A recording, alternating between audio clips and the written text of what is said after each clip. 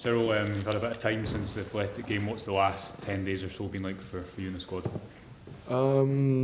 First days were hard because we were not blown away. So you feel like there was a chance to go through to qualify for the semi-final. So it hurts. After a few days, then there's also a little bit of pride about the European run we had. I think before we started in Europa League, we had, I think, the hardest draw in the league phase, and not only did we qualify, we also got to the top 8. So I think that's something to be proud of. But then it's a long time, 10 days to the next game. So we're happy to go out again tomorrow. I know you spoke about the penalty incident after, but I presume that that moment hasn't helped ease the frustration, given, as you say, how well we did in the group stage to get to this stage of the competition. No, exactly. But as you know, in these quarterfinals, semi-finals, it's so tight, and you need those moments to fall for you. If you see how light the penalty was that we got against us at home, and we don't get that one there, then it feels a little bit sour. But at the end, I think, they were an excellent team, a very solid team. They were a little bit better than us, a little bit stronger. So then you have to also take pride in it that you got to the quarterfinal and you got knocked out by the tournament favourites. Sir, you often hear in domestic matches that if you have an incident that goes against you, the manager or somebody from the club can speak to the refereeing department and they can give you an explanation.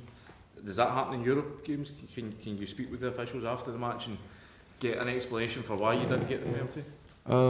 No, not really. I was in doping control as well, so I wasn't in the dressing room. But it's also a part of football. Once the moment, even on the pitch, is past you cannot think too much about it. And you have to go through. And obviously, I think it was a key moment in the game. But I didn't think too much about it in the days after. Obviously, the news this week: new sporting director, potential takeovers.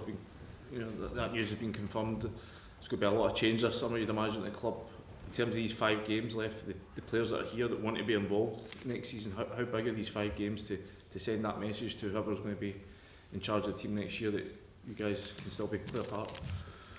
Yeah, I think these 5 games are big for us. I don't think at Rangers that we can just pick out our games. You need to be there from the first game in July often until the last game in May. We're gutted that it's only 5 games in May because always you want to play, you want to end the season with a cup final. But I think we need to take some pride in it and go fully 100% for these games to win them, to have good performances. Because and hopefully you can go out of the season with a little bit of a positive feeling because it has not been easy. But I think that's going to be important. You cannot let it fizzle down now. Cyril, with this new sporting director coming, he'll obviously have a big job reshaping the squad, ins and outs. How keen are you to be here playing football at Ibrox next season? No, I'm very keen. For me, I came here 2 summers ago with the ambition to fight for trophies, to win trophies. Now I'm sitting here. We had 2 amazing runs in Europe, but with only 1 trophy, and I don't think that's enough. And I'm really hungry to win more trophies, more silverware at this club. So for me, I'm very keen. But obviously, like you say, there's going to be a lot happening. But I'm looking forward to that as well. Can you put your finger on why the European runs have been so impressive, but not so much domestically? I don't want to say that everything in these last 2 seasons has been bad domestically either. I think last season we had an amazing run in the second half of the season. We were fighting until I think 2 games before the end for the league title. We got really close at certain moments. We went to 3 cup finals in a row, so not everything was bad. But obviously you want more. And like I say, we went to 3 cup finals, but you only won 1, and that's not enough at Rangers. We are well aware of that. So you always want more, and that's something that I work hard for every day in this building. But a lot of people are doing that as well. Do you think that this potential takeover could help that and help raise Rangers to that next level to become challengers again? To be honest, I have no idea. I was not involved in any talks or plans. So if they want to ask me, they can always ask me. But I have no idea. But as players, do you feel like you need that? Do you feel like you need freshness in the squad, more investment, an injection of capital, as it said in the statement. Yeah, but I don't know what they're gonna do. I don't know if they're gonna spend how much, if even that's possible with all the rules and regulations. So it's very hard for me to say something about that. On a personal level, you're just a few goals from emulating and improving on your goals tally in the Premiership. Is that something you think about and are trying to achieve in the next 5 games? Yeah, no, obviously. Yeah, you want to score every game. And like I say, I think I'm at 23 now for the season. Yeah, it would be very nice to cap off 25. But most importantly, I just want to win these games. I want to win these games, have a good feeling with the team. We've been through a lot this season, so it would be nice to end off on a positive note. How much at the end of the season getting a chance to switch off from Rangers? Because I imagine mentally it must be quite a taxing existence living working with Rangers with so much spotlight, so much pressure on you all the time. Is that something that you guys, when you get to this end of the season, especially now when there's not much to play for, that you do need that period just to switch off from life here? We cannot switch off yet, that's for sure. But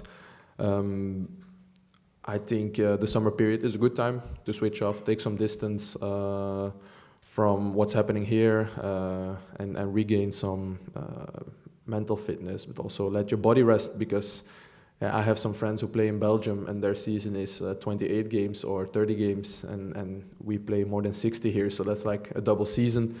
So there will be a time and a moment for that, but I'm not thinking about that yet, and I don't think the other guys in the dressing room or the staff is thinking about that yet. We have a mission and a clear goal for these 5 games, and that's clear. Are there periods when you feel mentally tired, just because it must be taxing? Constantly.